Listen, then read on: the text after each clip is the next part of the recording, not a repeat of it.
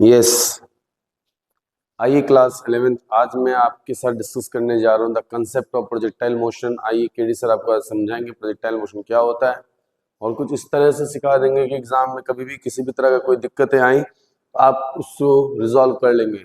ठीक है बेटा, तो तैयार रहिएगा, मेहनत करते रहिएगा साथ में।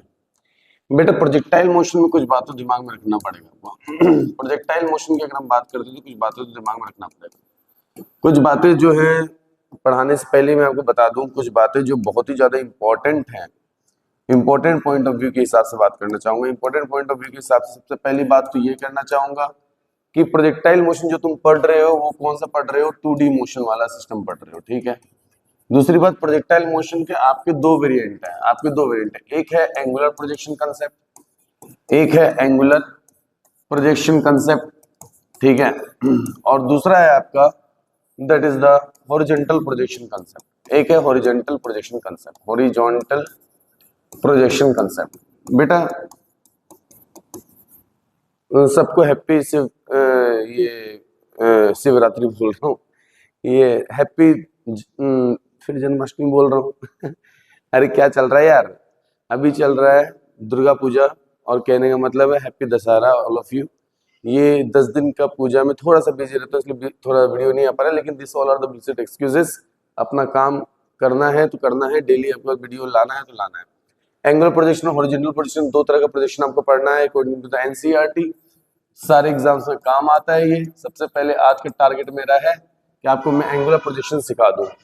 एंगुलर प्रोजेक्शन सिखाने के टाइम पे कुछ बातों को कंसीडर करके चलना पड़ता है, कि हमेशा इस बात को कंसीडर करके चलना पड़ता है कि आपको there is a no air resistance at all, there is no air resistance at all. जैसे ये बात बोलते हैं बहुत बड़ी बात क्लियर हो जाती है कि जो भी फॉर्मूला आ रहा है वो एयर के प्रेजेंस में आ रहा होता है, लेकिन हम लोग पहले ही मान लेते there is no air resistance. तो कोई पार्टिकल अगर ऊपर जाता है जितने टाइम में, उतना पार्टिकल नीचे आने में उतना ही टाइम लगाता है, मतलब time of ascent must be equal to time of descent वाली चर्चा होना शुरू होगा। 2D मोशन का मतलब समझाई दिया, एक्स वाई प्लेन पर कथाएं चलेंगी, बातें चलेंगी। ठीक है, एक्स और वाई प्लेन पर बातें चलने वाली है, तो एक्स वाई और वाई प्लेन पर ही बातें चलेंगी। तो बच्चे चलिए प्रोजेक्टाइल मोशन में कुछ और बातें भी बताऊं मैं आपको, कि अभी हम लोग पढ़ रहे हैं that is called the angular projection. क्या पढ़ने जा रहे हैं बेटा हम लोग? Angular projection. तो सुनिएगा ध्यान से, एंगुलर प्रोजेक्शन क्या होता है, किस तरह का चर्चा है इसमें, ध्यान समझिएगा। तो मैंने पहले ही कंसीडर कर रखा है there is no air resistance का। इसका मतलब साफ सुथरा है कि यहाँ पर जब मैं एंगुलर प्रोजेक्शन के बारे में बातें करूंगा, एंगुलर प्रोजेक्शन के बारे में जब मैं बातें करूंगा तो जो पाथ होगा वो एक्स और वाई प्लेन में रिप्रेजेंट होगा। और जो ये जो मोशन देखने के लिए आपको मिल रहा होगा बेटा, ये जो मोशन जो देखने के लिए आपको मिलेगा, ये वाला जो मोशन देखने के लिए मिलेगा, इस मोशन में कहीं ना कहीं ध्यान में इस बात को ध्यान में रखिएगा, ये मोशन जो होगा इसमें एयर का रेजिस्टेंस ना के बराबर रहेगा। तो जितना टाइम इसको यहाँ से यहाँ तक जाने में लगेगा उतना ही टाइम यहाँ से यहाँ तक आने में लगेगा। तो आपको पता होना चाहिए ऊपर जाने के टाइम पर जो टाइम होता है उसे हम लोग कहते हैं टाइम ऑफ एसेंट, गिरने के टाइम पर टाइम ऑफ डिसेंट। इन बातों को ध्यान में रखिएगा। कुछ बातें और बताना चाहूंगा कि जीरो से लेकर के ए और ये लेकर के बी, कोई बॉल जीरो से गया ए से गया बी, तो जितना देर बॉल हवा में रहा, उसे हम लोग कहते हैं टाइम ऑफ फ्लाइट। हम लोग को कैलकुलेट करना पड़ेगा टाइम ऑफ फ्लाइट। ये क्या है बच्चे? Time of flight. ठीक है। जैसे रोहित शर्मा ने छक्का मारा, जब छक्का मारा उसने तो कितने देर बॉल हवा में था, that should be represented by the time of flight. Don't forget this term, time of flight. ठीक है, टाइम ऑफ फ्लाइट। क्या बोलेंगे इसको? Time of flight, time of flight. उसके बाद कोई भी बॉल जब ये पाथ को ट्रेवल कर रहा होता है उस टाइम पर वो मैक्सिमम हाइट कहाँ तक पहुंचा, कितने हाइट तक गया, तो ये जो कर्व का सबसे मैक्सिमम हाइट होता है उसे कहते हैं एच मैक्स। हमारा नेक्स्ट टारगेट है to calculate the H max. जैसे ही ये एच मैक्स और ये टाइम ऑफ फ्लाइट जैसे ही पता चल जाता है, फिर हम लोगों को इसके वजह से एक पाथ मिलता है, एक यूनिफॉर्म पाथ मिलता है, जिस पाथ को हम लोग कहते हैं हॉरिजॉन्टल रेंज। क्या कहते हैं? Horizontal range. तो हमें ये ओ भी कैलकुलेट करना पड़ेगा, that is called the horizontal range. कुल मिलाकर के हम लोगों का टारगेट होगा तीन चीजों को स्पेशली पहले निकालने का, that is called the time of flight. पहली स्लाइड में टाइम ऑफ फ्लाइट कैलकुलेट करेंगे, फिर अगले स्लाइड में कैलकुलेट करेंगे that is the maximum height, that is the maximum height निकालने के बाद में हम लोग डिस्कस करेंगे next that is the horizontal range. इन तीनों को एग्जाम्स में पूछते हैं टीचर्स, ठीक है, इन तीनों को एग्जाम्स में पूछते हैं टीचर। अगर फाइनल एग्जाम हो, हाफ-ईयरली एग्जाम हो, ये क्वेश्चन पूछना ही है, हॉरिजॉन्टल रेंज, इस बात को भी भूलिएगा नहीं। अच्छी बात है, समझ में आ गया। एक बहुत ही बेहतरीन इक्वेशन बनाऊंगा, इसका नाम होगा ट्रेजेक्टरी पाथ इक्वेशन। क्या होगा? Trajectory path equation. इस पे थोड़ा चर्चा कर दो, इस पे भी थोड़ा चर्चा कर दूं मैं आपको। जैसे अभी मैं बता रहा था आपको, अभी मैं बता रहा था कि जब भी कोई पाथ अगर ये पाथ फॉलो कर रहा है तो ये एंगुलर प्रोजेक्शन है। कौन सा पाथ है ये? एंगुलर प्रोजेक्शन है भाई साहब, एंगुलर प्रोजेक्शन है। हाँ मान लिया सर, सुन लिया सर, ये बात समझ गया सर।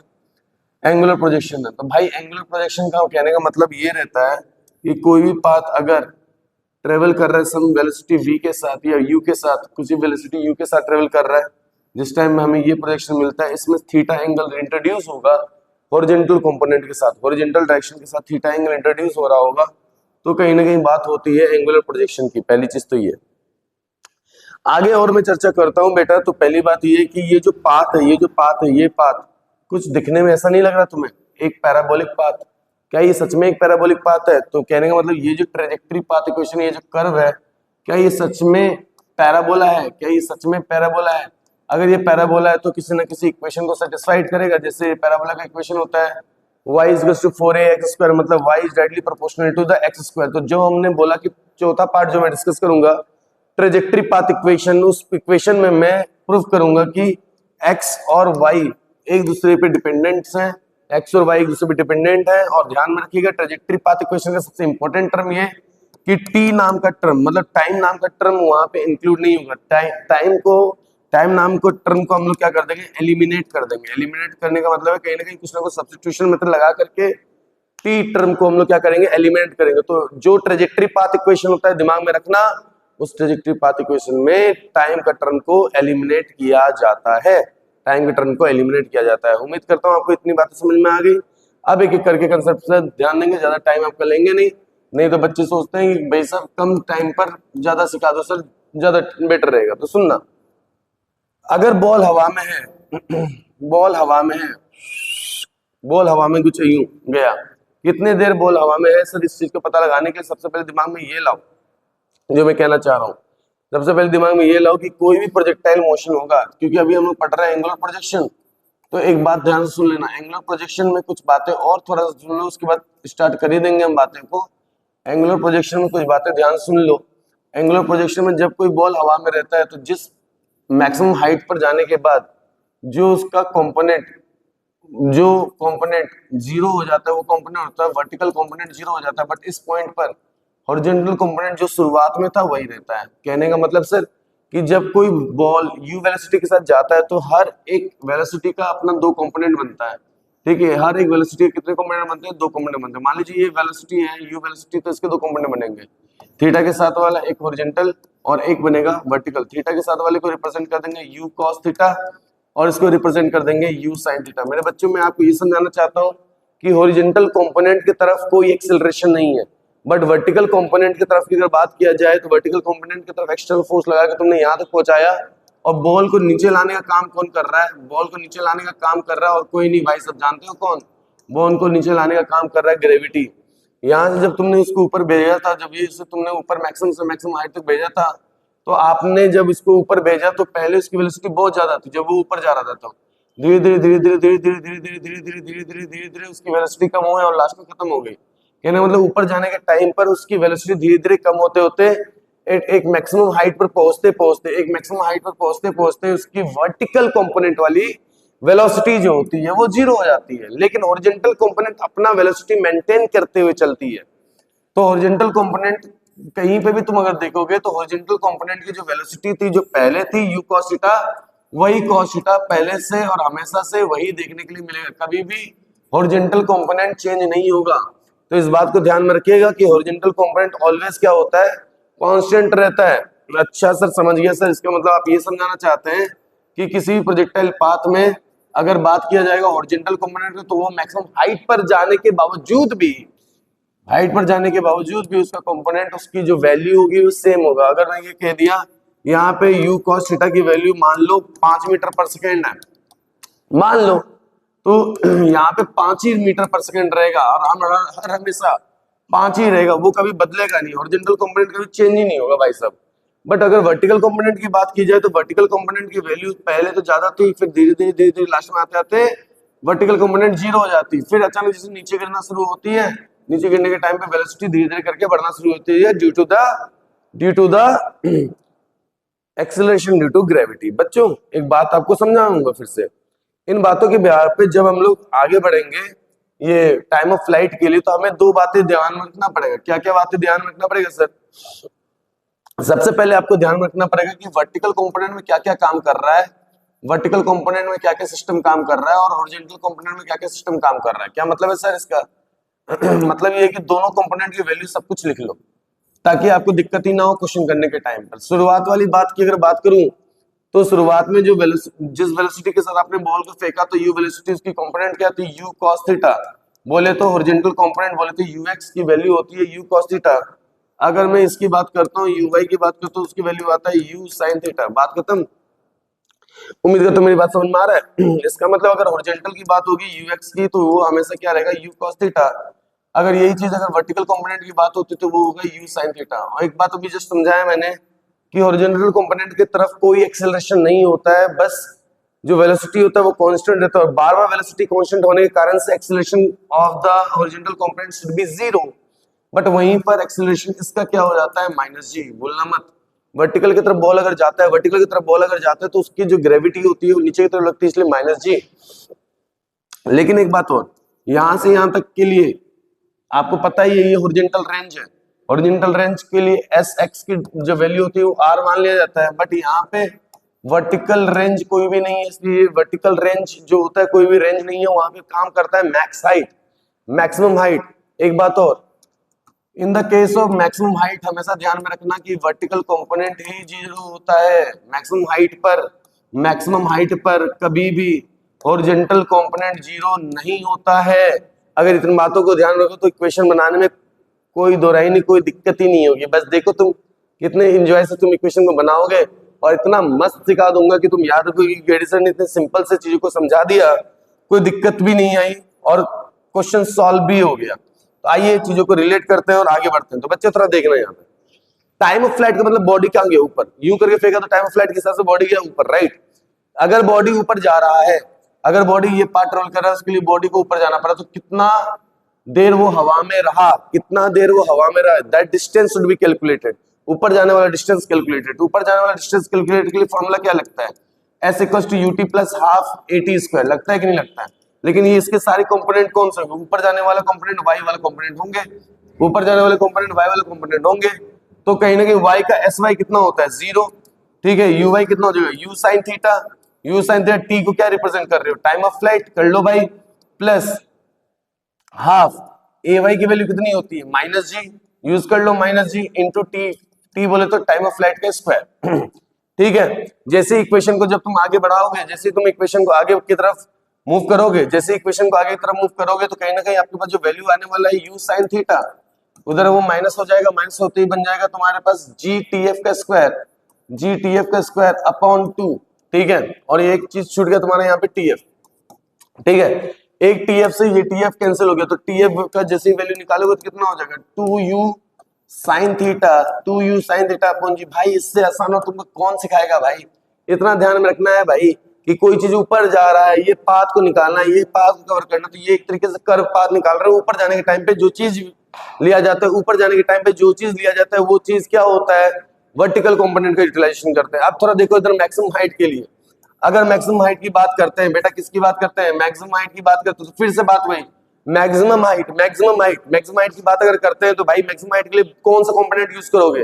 वर्टिकल या ओरिजेंटल? बोलो जल्दी, वर्टिकल कंपोनेंट। बात खत्म भाई, मैक्सिमम हाइट के लिए वर्टिकल कंपोनेंट यूज करना है, तो मुझे इस पॉइंट पे एच मैक्स निकालना है। बात खत्म, एच मैक्स निकालना है। ओ ए बी, इसका नाम रख दे सी, तो आपको निकालना है मैक्स टू मैक्स हाइट कितना गया। तो देखो भाई किस तरह से मैं कैलकुलेट करूंगा ये मैक्सिमम हाइट। तो भाई फिर से सुन, मैक्सिमम हाइट के लिए बचपन से पढ़ते आ रहा है V square equal to U square plus क्या होता है? 2as। क्या होता है? 2as। तो सारे कंपोनेंट कौन सा होगा? वर्टिकल वाला। सारे कंपोनेंट कौन सा होगा? वर्टिकल वाला। ठीक ठीक, तो वर्टिकल हाइट पर जाने का, मैक्सिमम हाइट पर जाने के बाद कौन सा कंपोनेंट 0 होता है? समझाया था, वर्टिकल कंपोनेंट 0 हो जाता है। वेलोसिटी जीरो हो जाता है ना। ये क्या बन जाता है, you sine theta. You sine theta का मतलब हो गया you square sine square theta, ठीक है। और ये हो जाएगा -2g sy। sy का कोई भी टर्मिनोलॉजी यूज होता है कि नहीं होता ऊपर जाने के टाइम पर? ऊपर जाने के टाइम पर v square equal to U square plus 2as बन गया ना। v square equal to U square plus 2as बन गया ना। बॉल ऊपर गया, इस हिसाब से जो रिप्रेजेंटेशन बन रहा है sy यहाँ पे क्या है, maximum weight, that is called the hmax। बच गए, hmax रिप्रेजेंटेशन हो गया। ओवरऑल रिप्रेजेंटेशन क्या बनेगा, U square sine square theta is equal to 2g hmax। Overall answer आ गया hmax का भाई साहब, खत्म। hmax should be equal to U square sine square theta upon 2g। खेल खत्म, पैसा हजम। तो भाई साहब जब बॉल ऊपर जा रहा था तो उसका डिस्प्लेसमेंट क्या है, ये जो डिस्प्लेसमेंट ऊपर जाने वाला डिस्प्लेसमेंट जो है उसका डिस्प्लेसमेट इसकी बात हो रही है, तो that is called the h, so I can replace this sy, that is the hmax, that's it, खत्म। उसके बाद अब आपका आता है हॉरिजॉन्टल रेंज। भाई देख हॉरिजॉन्टल रेंज किसकी वजह से आया, किसकी वजह से था, ये ना होता तो क्या ये होता, ये ना होता तो क्या ये होता। अगर रोहित शर्मा छक्का नहीं मारता तो क्या ये रेंज नाप पाता कोई, ये छक्का ही नहीं मारता, ये रेंज नहीं, ये टाइम ऑफ फ्लाइट ही नहीं अगर होता तो क्या ये हो पाता। तो सिंपल सी बात है, फॉर्मूला दिमाग में रखना है, सिंपल सी बात है। जिस भी वेलोसिटी के साथ फेंका, इधर जो कंपोनेंट चल रहा है वो कौन सा कंपोनेंट है, u cos थीटा। और ये किसकी वजह से, time of flight. Horizontal range का फॉर्मूला ध्यान में रखना, टाइम ऑफ फ्लाइट ना होता तो ये ना होता, ये अब आया तो इसके साथ ये जुड़ गया u cos थीटा। और टाइम ऑफ फ्लाइट की फॉर्मूला क्या होती है, 2u sin theta upon g, 2u sin theta upon g। बात समझ में आ रहा है कि नहीं यार बॉस। उसके बाद रिपोर्ट कर दी u cos थीटा पुट होने के बाद में, u cos थीटा पुट होने के बाद में इसमें से u बन गया, u स्क्वायर बन गया 2 sin थीटा और साथ में क्या बन गया cos थीटा अपॉन g। अब भाई 2 sin थीटा cos थीटा क्या होता है, तो भाई रेंज बन गया अपने पास u square sin 2 theta upon g। भाई अगर इसको ज्यादा खतरनाक तुमको करना है मत करो, खतरनाक क्या करना है, खतरनाक आ गया आंसर। ज्यादा खतरनाक करना तो ले ले, ठीक है। ओरिजेंटल रेंज कौन सा component, horizontal component s equals to ut plus half at square, कौन सा कंपोनेंट सब काम करेगा, x, इसमें भी x। तो भाई ओरिजिनल कंपोनेंट के लिए रिप्रेजेंट होता है r, u बन जाएगा u cos थीटा, t बन जाएगा टाइम ऑफ फ्लाइट और प्लस ये पूरा जीरो बनेगा क्योंकि वहां एक्सेलरेशन क्या होता है, जीरो। देखो फॉर्मूला फिर से वही बन रहा है कि नहीं बन रहा है, u cos theta into time of flight का। यही चीज आगे चल करके तुम्हें याद रखना पड़ेगा कि नहीं रखना। तो tf into u cos theta बना कि नहीं बना, बताओ भाई। अगर समझ में आए तो प्लीज लाइक करें, सब्सक्राइब करें, अपने दोस्तों तक पहुंचाएं ये वीडियो, क्योंकि अगला वीडियो आएगा खतरनाक numerical version of the projectile motion. बच्चों को डर लगता है प्रोजेक्टाइल मोशन में, तो हलवा बना दिया ट्रैजेक्टरी पाथ इक्वेशन मैं बताने जा रहा हूं, ध्यान से देखिएगा। माता रानी के हेल्प से अपना पूरा दिमाग स्पीड में चल रहा है, चीजों को बस समझना है और आपको आगे तक बढ़ाना है। बस ट्रैजेक्टरी पाथ इक्वेशन निकालना है, मुझे प्रूफ करना है कि ये पैराबोला है कि नहीं है। उसके लिए आपको सबसे पहले आपको क्या करना है, एक्स वाला डिस्प्लेसमेंट को वैल्यू को लेटेड भी मान लो कि लेट मान लो sy इक्वल्स टू होता है u by T plus half a by T का स्क्वायर, ठीक है। पहले ऐसे कर लो, इसमें से जो ये वैल्यू है इसमें हम लोग यूटिलाइज बाद में करेंगे, और हॉरिजॉन्टल कंपोनेंट के लिए जो डिस्टेंस होता है उसकी वैल्यू होता है sx equals to ux t plus half ax t का होल स्क्वायर। एक बात बताओ, इधर तो एक्सेलरेशन होता ही नहीं तो ये टर्म क्या हो जाएगा, जीरो। इसको मान लो ये डिस्प्लेसमेंट मान लो x है और u को मान लो u cos थीटा इनटू 2। थोड़ा सा मैनिपुलेटिंग है भाई, थोड़ा सा मैनिपुलेटिंग है, t का टर्म हटाना है, t इसमें से निकाल लिया मैंने, x upon u cos theta आ गया भाई साहब, t equals to x upon u cos theta आ गया भाई साहब।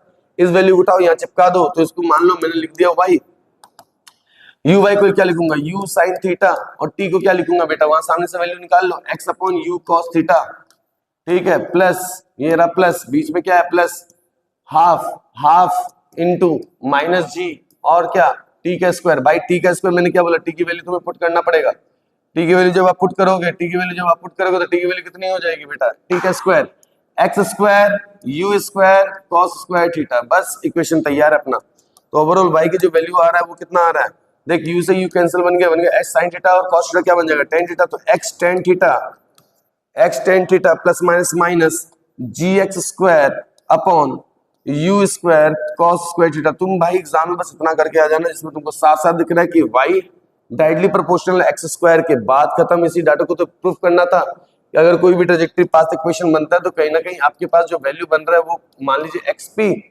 और ये भी जी यू कॉस सब कुछ रिप्रेजेंटेशन है कांस्टेंट के लिए, तो इस तरह से लिख सकते हो एक्स स्क्वायर और साथ में कोई एक वैल्यू क्यू रिप्रेजेंट कर सकते हो जिसमें से y डायरेक्टली प्रोपोर्शनल किसका है एक्स स्क्वायर का तो वाई जैसे directly proportional to X square होता है, तो आपको पता ही है ये किसका रिप्रेजेंटेशन है, एक पैराबोलिक पाथ है, मतलब इसका जो ट्रेजेक्टरी पाथ होता है वो एक पैराबोलिक पाथ है। That's it, enough for you. इतना पढ़ो, उसके बाद मैं डिफरेंट क्वेश्चंस के साथ फिर आऊंगा। पहले इतना कमांड कर लो, trajectory path equation, time of flight, ठीक है, मैक्सिमम हाइट, हॉरिजॉन्टल रेंज, ये चारों चीज को अगर तुम कमांड कर लेते हो तुम्हारा एग्जाम में अच्छे नंबर आ जाएंगे भाई। Thank you, have a nice day. जय माता रानी, आशीर्वाद देने मेरे बच्चों को कि फोड़ दे सारे एग्जाम्स को। जय हो।